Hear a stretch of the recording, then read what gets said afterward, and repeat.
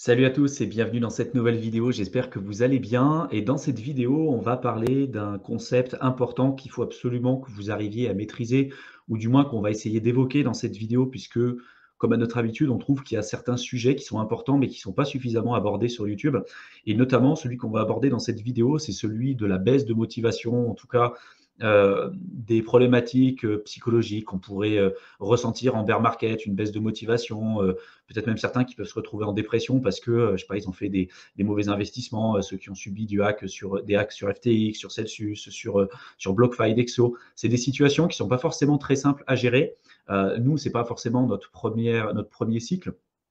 Et il y a on va dire, certaines dispositions, certaines réflexions qu'on s'était faites auparavant et peut-être certaines choses qu'on a pu mettre en place qui nous ont aidés à passer ces moments qui étaient aussi difficiles pour essayer de faire mieux pour les prochains cycles, parce qu'il y en aura d'autres aussi, hein. Le marché des cryptos, c'est un peu comme les autres actifs. Euh, Ça fonctionne sous forme de cycle. Des fois, certains qui peuvent se répéter, des fois qui peuvent être assez différents. En général, dans la crypto, on est quand même sur des cycles un peu plus rapides que ce qui existe sur la finance traditionnelle, mais néanmoins, voilà, il y a des périodes où tout le monde gagne de l'argent, tout le monde est content, tout le monde est euphorique, et puis après en bear market, où on se rend compte en fait des mauvaises décisions, des mauvais choix qu'on aurait potentiellement pu faire et de la réalité des choses, peut-être d'une certaine désillusion aussi. C'est pas forcément un sujet glamour que beaucoup de personnes évoquent sur YouTube. Néanmoins, ça représente aussi une part importante de l'investissement crypto et surtout dans la gestion du risque. Et je pense que c'est important d'évoquer ce genre de sujet ensemble. Donc, on va essayer d'échanger comme à notre habitude avec Théo sur ce genre d'informations. On n'a pas toujours la prétention d'avoir la science infuse, mais néanmoins, on va vous donner notre tour d'expérience sur les différents choix qu'on a pu faire, les mauvaises décisions et éventuellement peut-être les points qui pourront vous aider à aller plus loin par la suite. Je ne sais pas si tu veux commencer, Théo, peut-être pour donner ton ressenti sur un bear market, toi, la situation dans laquelle tu t'es retrouvé sur le premier bear market, et puis qu'est-ce qui t'a aidé, quelles étaient les craintes que tu avais, est-ce que tu as ressenti de la peur, de la crainte, etc., etc., quoi. Ouais, bah, oui, oui. Bah, bon, je pense que ça nous arrive à tous, mais moi, surtout, après, on a fait d'autres vidéos là-dessus, donc c'est pour ça que j'ai encore ça en tête. Mais c'est vrai qu'au final, les erreurs, et c'est bien de faire un petit débriefing de temps en temps sur ce qui s'est passé, parce qu'en fait, les plus grosses erreurs que j'ai fait, même si ça n'a pas été catastrophique, hein, voilà, bon, c'était quand même limité, mais j'ai quand même fait des erreurs. Ça a été fait en bull market, au final. Justement, quand il y a cette Mm. euphorie, quand il y a ce climat où tout le monde est à fond, où tout le monde regarde les news tout le temps, où tout le monde a envie d'investir, où c'est la, voilà, c'est un peu la fête dans tous les côtés, quoi.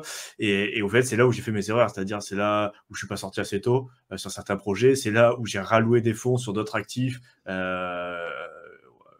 Et au final, j'aurais mieux fait de rien faire, d'attendre le bear market. Et c'est vrai que du coup, juste en profiter de cette période où c'est un peu moins agité, où il se passe pas grand-chose. Au final, bon là, il y a des petites fluctuations, mais on est quand même dans un canal, il ne se passe pas grand-chose. Hein, voilà.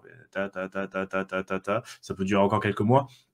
Et c'est profiter de ce temps-là pour se poser, voir ce qu'on a fait aussi, apprendre de ses erreurs, parce qu'on le dit souvent, mais vraiment se poser, quoi, se dire, prendre une feuille, un papier, se dire, est-ce que j'ai fait ça, ou juste penser, voilà, aux erreurs qu'on a faites, qu'on aurait pu faire, ou les choses qui nous ont pas trop plu.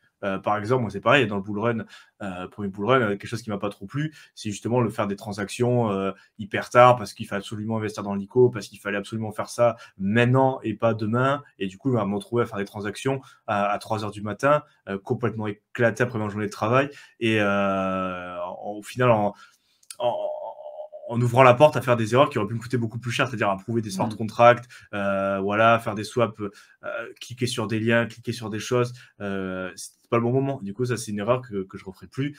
Si c'est un truc important, tant pis, là, même des fois, j'attends 2-3 jours si je suis pas bien, si je suis pas chez moi, si je le sens pas, si je suis fatigué. J'attends vraiment d'avoir une disponibilité mentale suffisante, pas forcément, voilà, mais au moins être tranquille chez moi pour faire mes transactions. Ça, c'est voilà, parce que ça revient un peu dans le fait d'avoir fait des erreurs en bull run et de se poser, de prendre fait les apprentissages. C'est pas forcément des erreurs, mais des choses qui nous ont pas trop plu, quoi. Et au final, le recul avec l'apprentissage, je me dis, ben ouais, là, j'aurais pu potentiellement perdre beaucoup plus parce que j'ai fait des transactions et voilà, j'étais pas mentalement, c'est ouais, j'aurais pu cliquer sur n'importe quoi. Bon, j'ai eu un peu de chance aussi que ça ne m'est pas arrivé de cliquer sur des liens et tout pour participer à des projets, mais j'aurais pu faire des erreurs plus grosses. Donc, je pense que c'est important aussi de se poser et de réfléchir à sa stratégie pour le prochain bull run aussi, c'est-à-dire analyser ce qu'on a fait, à prendre les leçons s'il y en a à tirer, et aussi penser à ce qu'on va mettre en place pour le prochain bull run, parce qu'il faut pas se déprimer non plus, ça va remonter, les proportions, le pourcentage de hausse, et quand ça va arriver, on ne sait pas, on n'a pas la boule de cristal. Par contre, c'est cyclique, comme tous les marchés, c'est depuis la nuit des temps. Donc, qu'est-ce qu'on va mettre en place pour quand ça va remonter avec nos nouvelles connaissances, quoi. Après, la réalité aussi, c'est que on dit que ça va remonter, mais tous les projets ne remontent pas. Et d'ailleurs, si on regarde en termes de proportion, je ne sais pas combien il y a de projets crypto aujourd'hui qui sont référencés, mais plus de 20 000 la dernière fois où j'avais jeté un coup d'œil. Sur les je sais pas, X milliers d'euros qui existaient lors du précédent bull run, il y en a une infime minorité qui vont réaugmenter. Parce qu'on se fie tout le temps un petit peu au top 10, top 20 de CoinMarketCap avec des projets qui sont là depuis, pour certains, depuis pas mal de temps. Et c'est vrai qu'on a un historique, on a un track record sur ces projets-là. Et pour certains qui ont suivi plusieurs cycles, on peut se dire, bah oui, s'il a déjà suivi 3 cycles, bah le quatrième, il y a une bonne probabilité à ce qu'il redépasse son précédent plus haut. Mais pour l'écrasante majorité des projets, le cycle, ça se révèle être un projet qui sort en début de bull run, un gros pic, une grosse hype, une grosse baisse, et il remonte jamais. Ou même s'il y a une hype, il peut y avoir une petite hausse, mais ça ne redépasse pas son précédent plus haut. C'est aussi la réalité, tu vois, et la dure réalité des personnes qui investissent dans la crypto. Peut-être certains débutants qui se sont rendus compte que ce qu'ils ont entendu sur Internet, ce n'était pas la vérité. Ils ont suivi des mauvaises personnes sur Internet, ils ont investi sur des mauvais projets, on leur a dit pas vendu, pas perdu. Tu gardes tes crypto-monnaies, t'inquiète pas, ça va remonter. Et puis au final, la réalité, c'est que beaucoup de projets ne remontent pas. Donc, est-ce qu'il vaut mieux couper ses pertes tant qu'on peut le faire, et est-ce qu'on doit le faire aujourd'hui et maintenant, ou jouer aussi à l'espérance, parce qu'il y a beaucoup de gens qui sont dans une désillusion totale en bear market, de se dire je regarde pas mon portefeuille, un peu la politique de l'autruche, et de se dire pas vendu, pas perdu, ça remontera, et ils veulent pas voir la réalité en face aussi, tu vois. Et c'est ça qui est difficile. Et du coup, tu peux te retrouver le soir à réactualiser ton portefeuille à 3 heures du matin, avoir un rythme de sommeil qui est déplorable parce que tu es toujours en train de réactualiser, et à chaque fois que tu réactualises, tu perds des milliers d'euros parce que le marché est en tendance baissière. Ça, c'est quelque chose de très compliqué, tu vois. Moi, je sais que ça a été une situation que j'ai vécue à une période. Toi, je sais que tu l'avais vécu à un certain moment aussi. Enfin, les premiers cycles, de toute façon, on apprend. En fait, le premier cycle, tu connais toutes les phases. Tu vas connaître la période de désillusion, tu vas connaître la période d'euphorie, tu vas connaître la période de capitulation, de peur, d'angoisse. Tu vas connaître tout ça, et après, tu vas arriver à en tirer des leçons. C'est pas forcément très simple. L'idée, c'est de ne pas se cramer les ailes, parce que c'est vrai que si c'est le game over dans le sens où on fait du trading, par exemple, à effet de levier, on se fait liquider, là c'est game over. Je veux dire, tu as perdu, tu ne récupéreras pas ton argent, tu dois repartir de zéro. Si par contre, oui, tu as fait des mauvaises décisions, tu as investi sur quelques shitcoins où tu as perdu pas mal d'argent, mais il te reste quand même un peu d'argent de côté, oui, des fois, accepter sa perte, c'est peut-être la meilleure chose à faire, et de se reposer sur un bout de papier, une feuille, et de se dire, ok, c'est quoi les erreurs que j'ai faites, et qu'est-ce que je peux faire aujourd'hui pour m'améliorer et éviter de reprendre ces mauvaises décisions. Typiquement, si aujourd'hui on est amené à se réveiller en bear market, la nuit on dort mal, on réactualise notre portefeuille, on n'est pas bien quand on est au boulot, on est énervé, on est stressé, etc., c'est que visiblement il y a un truc qui ne va pas bien dans notre approche et dans notre stratégie. C'est qu'on a sans doute trop investi, on ne maîtrise pas nos investissements, on ne maîtrise surtout pas le risque. Et donc là, pour moi, la meilleure chose à faire, c'est de sortir du marché et de reposer par écrit notre stratégie d'investissement. Visiblement, on est trop investi émotionnellement, économiquement, etc., etc. Et ça, c'est le b.a.-ba, tu vois. Sur la chaîne YouTube, on en a parlé énormément de fois, des bases, de faire un budget, de faire attention de ne pas investir trop d'argent, de surtout pas emprunter de l'argent pour investir, de ne pas utiliser de l'effet levier, etc. Et beaucoup de gens nous disent oui, c'est bon, j'ai compris, ça c'est OK, maintenant, qu'est-ce qu'il faut que j'achète? C'est quoi qu'il faut que je fasse maintenant? Et puis, il y a une différence entre comprendre ça quand on le dit sur YouTube et le vivre. Parce que quand tu es sur YouTube et quand ça t'arrive pas, quand tu es en bull market et que tout le monde achète, tout le monde gagne de l'argent sauf toi, la seule chose que tu as envie de faire, c'est pas de gérer ton risque, c'est d'acheter. Et en bear market, quand tout le monde perd de l'argent, là, tu es content justement d'avoir géré ton risque et de t'être posé les bonnes questions. Sauf que c'est toujours pareil, tu vois, c'est pas reluisant de dire aux gens attention, faut pas investir plus d'argent, et puis tu le sais, tu vois, c'est des trucs qu'on te bassine, et si tu as un peu de sens commun, de bon sens, tu le sais qu'il ne faut pas le faire. Et souvent, quand tu te réveilles la nuit pour réactualiser ton bloc folio ou ton portefeuille, tu le sais souvent que tu as fait des conneries et que tu as tu as investi sans doute dans les mauvais projets, que tu n'as pas géré ton risque, et tu peux souvent t'en prendre un peu qu'à toi, tu vois. Moi, je sais, quand ça m'était arrivé il y a quelques années en arrière, je me suis dit, putain, mais t'es débile, tu le savais, tu vois. Pourquoi tu as fait ça? Et pour autant, tu l'as fait. Parce que, bah voilà, tu es humain, tu as eu des biais émotionnels, et ça t'amène aussi à te remettre en question. Et je pense que reprendre déjà la responsabilité de ce qui nous arrive, c'est important. C'est-à-dire de ne pas blâmer telle personne ou telle personne pour les choix qu'on a fait. Dire, ah, ce youtubeur, il a dit tel truc, j'ai investi dessus, c'est à cause de lui que j'ai perdu de l'argent. Tu vois, moi, je sais que je ne suis pas comme ça, parce que si on se place en position de victime et qu'on dit tout le temps c'est de la faute des autres, on perd le pouvoir. On perd notre capacité à pouvoir prendre des décisions et pouvoir évoluer. À partir du moment où on accepte les erreurs qu'on a faites, et que même si on a, entre guillemets, suivi des mauvaises décisions, bah, c'est nous qui avons décidé de suivre ces informations-là qu'on a trouvées sur Internet, et c'est nous qui avons mis les actions en place pour faire ça. Mais on n'a pas fait suffisamment éventuellement de recherche ou de points de vigilance pour éviter de tomber dans ces travers. Donc je pense que c'est important de prendre la responsabilité de ce qui nous arrive, parce que dès qu'on reprend la responsabilité, on reprend aussi le pouvoir et la prise de décision. Je ne sais pas ce que toi tu penses de tout ça, je vais peut-être te laisser parler un peu, mais Ouais, t'inquiète. Non, mais après, c'est vrai pour le côté optimiste, c'est vrai que le bear market, il faut aussi, et ça, c'est la note un peu plus optimiste. Si vous avez réussi, voilà, si vous aviez une stratégie, que vous avez à peu près réussi à la mettre en place, que vous avez réussi à sortir des plus-values, que vous avez encore actuellement conservé la plupart de ces plus-values, il faut aussi se féliciter de quelque sorte, voilà, et félicitations, vous faites partie d'une minorité de personnes qui ont réussi à faire ça, parce que bon, il y a le côté aussi apprendre de ses erreurs qui est super important. Mais si vous avez mis des choses en place qui ont marché, vous avez des vraies stratégies, vous avez investi, vous avez réussi à sortir un moment, pas forcément le bon moment, mais un moment avantageux, vous avez fait de la plus-value, vous avez réussi à conserver ces plus-values, mais franchement, il faut aussi en prendre conscience et dire, bon, ben, ok, au moins cette partie-là, je l'ai fait, et pourquoi ça a bien marché? Peut-être parce que j'ai acheté dans une période d'accumulation, j'ai pas rechargé en bull run, j'ai pas revendu en période de bull run pour essayer de racheter plus bas, et au final je suis sorti du marché, j'ai jamais pu re-rentrer, ou je suis rentré trop haut.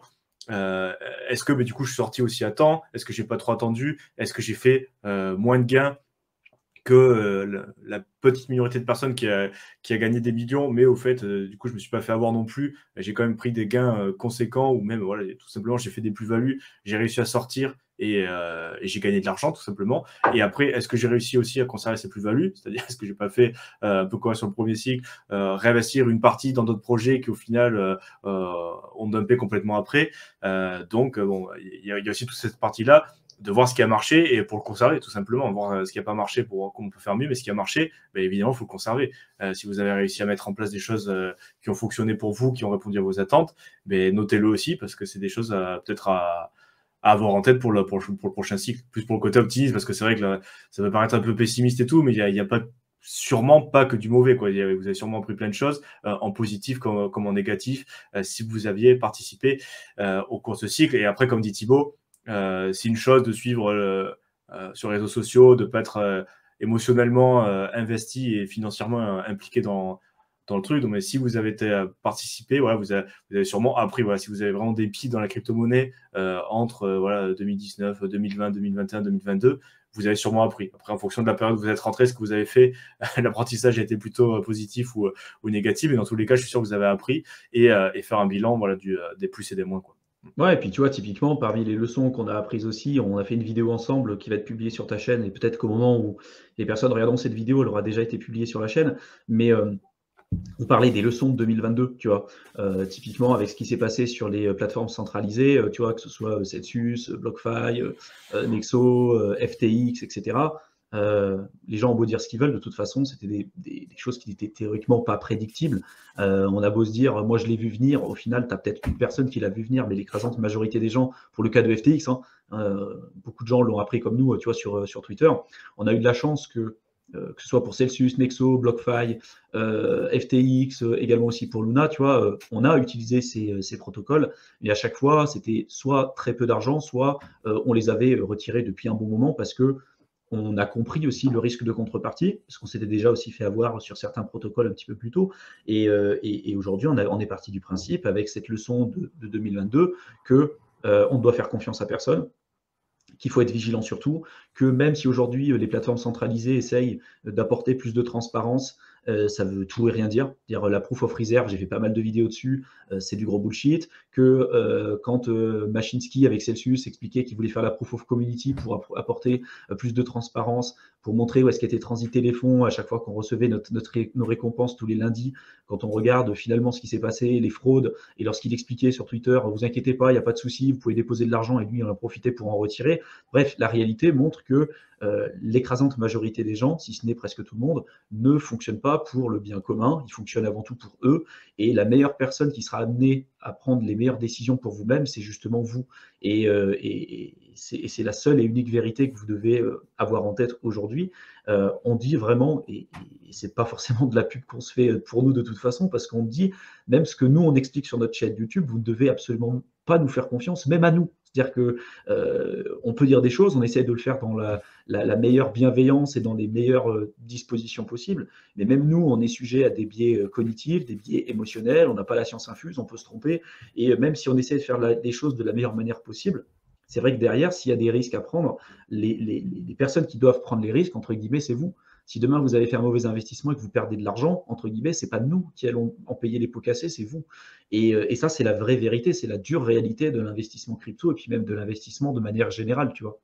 Donc après, si on devait donner quelques pistes, j'en ai donné une tout à l'heure, notamment pour se dire, tiens, je me sens pas bien aujourd'hui. Déjà, il faut savoir que vous n'êtes pas le seul. Je veux dire, c'est comme ça qu'il y a des cycles aussi. Hein. Quand vous sentez une panique, une peur, une angoisse, etc., c'est qu'il y a des milliers de personnes autour du monde qui ressentent la même chose que vous, justement. Et c'est comme ça qu'on a des cycles dans la crypto et dans les autres écosystèmes. Donc, sachez déjà que vous n'êtes pas tout seul. Sachez que nous aussi, on a connu ça. Mais le plus important, c'est d'essayer d'analyser, de se poser la question et de se dire, OK, si aujourd'hui je ressens des biais émotionnels, c'est sans doute que je suis trop investi sur un projet. Et moi, les deux pistes que j'avais à l'époque pour corriger justement ça, c'est le premier point, j'ai pas compris sur quoi j'ai investi.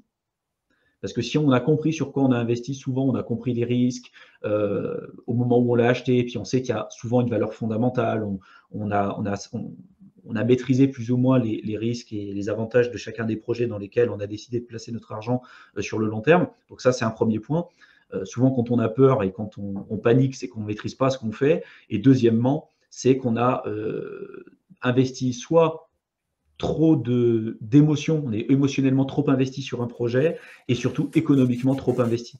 Si on enlève ces trois points-là, si on considère qu'un projet crypto, si demain fondamentalement il ne tient plus la route, je suis capable de m'en séparer du jour au lendemain et ça ne me fera pas peur, ça ne me fera rien du tout parce que émotionnellement je ne suis pas impliqué dans le projet, c'est un super point et je pense qu'il faut se forcer à le faire et donc éviter de rentrer dans des communautés de Moonboy, des gens qui vont vous dire on est ensemble, we are all in this together, on va faire pumper le prix, vous inquiétez pas, on va Diamond End, tu vois, c'est aussi cette connerie de Diamond End de dire pas vendu, pas perdu, le truc tu vas l'avoir jusqu'en bas. Souvent les gens qui font ça, c'est des gens soit qui mentent objectivement et qui dumpent sur la plupart des personnes qui rejoignent justement la communauté, soit c'est des personnes qui n'ont jamais gagné de l'argent dans la crypto parce que justement c'est pas comme ça que ça fonctionne, tu vois.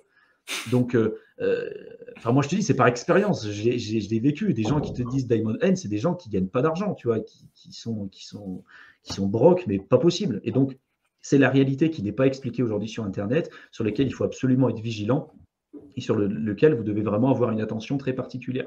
Donc attention aux communautés, attention de ne pas vous impliquer trop émotionnellement, attention à la gestion de votre budget et de l'allocation d'actifs que vous allez faire, attention de ne pas trop vous comparer, parce qu'on a tendance sur Internet à regarder ce que font monsieur et madame tout le monde, et souvent on va regarder sur Twitter les gens qui vont partager leurs résultats, entre guillemets, parce qu'aussi ils veulent partager ce qu'ils veulent bien partager, ils partagent le trade ou la crypto-monnaie qui leur ont permis de gagner pas mal d'argent, ils ne vous montrent pas les 100 autres projets derrière sur lesquels ils se sont fait éclater parce qu'ils n'ont pas géré leurs risques et sur lesquels justement ils n'ont pas eu de recul suffisant. Attention de ne pas vous comparer à des personnes avec lesquelles vous n'avez pas les mêmes objectifs, sur lesquels il n'y a pas suffisamment le recul et sur lesquels aussi ils vont partager uniquement les informations qu'ils veulent. Pour une personne qui va montrer objectivement qu'il a peut-être gagné de l'argent, il y en a peut-être 1000 ou 10 000 autres derrière qui se sont fait éclater et qui n'ont rien gagné du tout et qui se sont même retrouvés dans des positions compliquées, tu vois.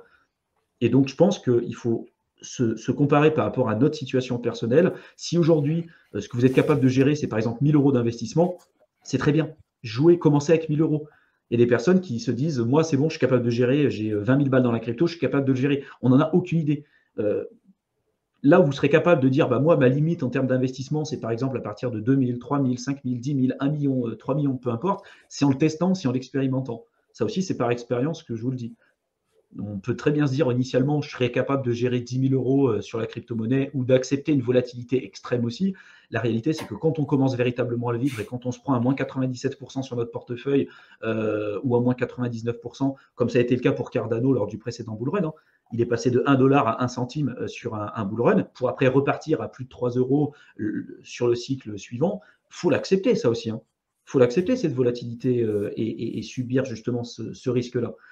Et donc, je pense qu'à partir du moment où on a ces connaissances, ces informations et qu'on est capable de mesurer le risque, on est capable de prendre des meilleures décisions. Je ne sais pas si tu voulais compléter. Oui, non, tout à fait, je suis totalement d'accord. Et c'est au final se recentrer, dans tous les cas, se poser et pas s'affoler non plus. Bon, il y a des gens qui ont beaucoup perdu, mais j'espère pour vous que c'est pas votre cas, ou peut-être des portefeuilles qui ont descendu. Il y a peut-être des actifs à garder. Il y a peut-être des actifs, comme Thibaut a dit, à malheureusement arbitrer et sortir parce qu'il y a très peu de chances que ça remonte. Mais dans tous les cas, se recentrer sur soi, se poser, retrouver ses objectifs, mettre en place des choses et voilà, pas se comparer et s'assurer au final de repartir encore plus sereinement si possible que la dernière fois.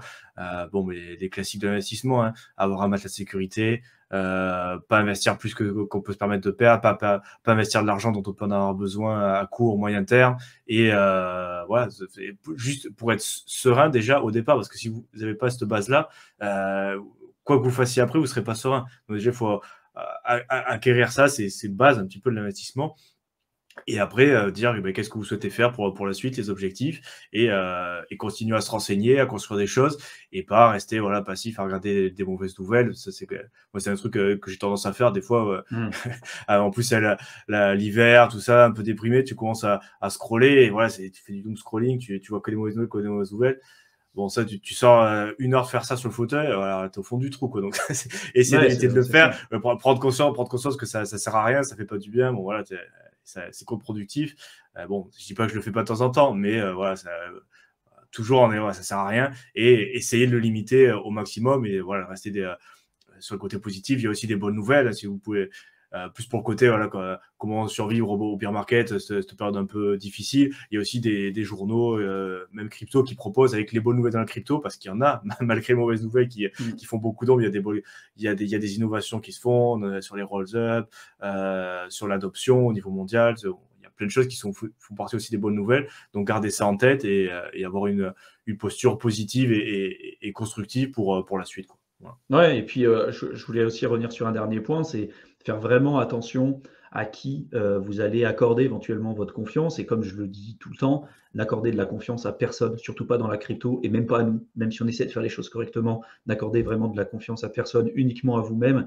Et on en parlera, je pense, dans une prochaine vidéo, mais même ceux qui ont une tête de gondole, qui ont investi plusieurs milliards dans la crypto, tu vois, type Michael Saylor, je sais qu'il y a un peu son fan club sur Internet, et c'est vrai qu'il a apporté beaucoup de bien sur certains aspects crypto parce qu'il a permis de mettre un lien entre les institutionnels, d'apporter peut-être plus de transparence avec son mining console, je sais pas comment on dit en français, mais son conseil de minage là, pour apporter plus de transparence sur l'activité de minage. Donc il y a eu du bien sur ce qu'il a fait.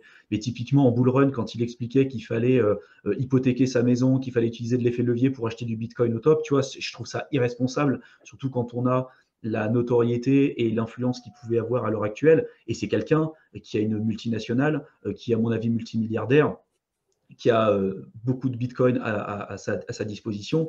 Je pense que c'est pas la même chose de gérer un risque quand on a autant d'argent peut-être que lui, alors que quelqu'un, tu vois, un père ou une mère de famille qui va hypothéquer sa baraque pour acheter du Bitcoin au top, tu vois, moi je trouve ça honteux, tu vois. Et donc c'est pour ça qu'il faut vraiment faire très attention. Et c'est pas parce que quelqu'un a eu un certain succès historique ou qu'il est idolâtré auprès de la communauté crypto parce que c'est un Bitcoin maximaliste, par exemple, que vous devez boire ses paroles comme si c'était un évangile, quoi. C'est absolument pas le cas. Il peut aussi faire des erreurs, et d'ailleurs, typiquement, il a acheté le top, il n'a pas acheté au bon moment. C'était quelqu'un en 2013 qui disait que le Bitcoin, ça n'allait pas fonctionner et que ça allait disparaître comme le online gaming, tu vois. Pour autant, bah, il a FOMO beaucoup plus tard. Donc attention, attention, attention. Il y a toujours du pour, il y a du contre.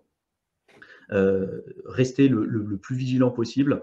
Apprenez de vos erreurs, comprendre que ça fonctionne sous forme de cycle, que oui, si on est amené à faire des erreurs, c'est normal aussi, c'est comme ça qu'on apprend.